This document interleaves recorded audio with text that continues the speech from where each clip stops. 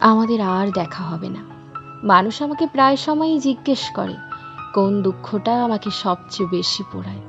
আমি তাদের বলি, কোনো দুঃখ আসলে দুঃখ না। আজ যেটা দুঃখ, কাল সেটা অতীত বা নস্টালজিক। জীবন জুড়ে অসংখ্য দুঃখ, হতাশা ও ব্যর্থতা রয়েছে। সেই ছেলেবেলা থেকে আজ পর্যন্ত কোনো দুঃখ আমাকে দীর্ঘদিন দুঃখ দিতে পারেনি, পোড়াতে পারেনি।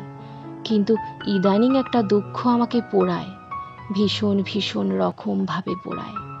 তীব্র একটা কম্পন শরীর জুড়ে বয়ে যায়, গলা ভারী হয়ে ওঠে, নিঃশ্বাস গাঢ় হয়, হাঁসফাঁস লাগে, চোখ ক্রমশ ভিজে ওঠে, আমার পুরো পৃথিবী ঝাপসা হয়ে ওঠে।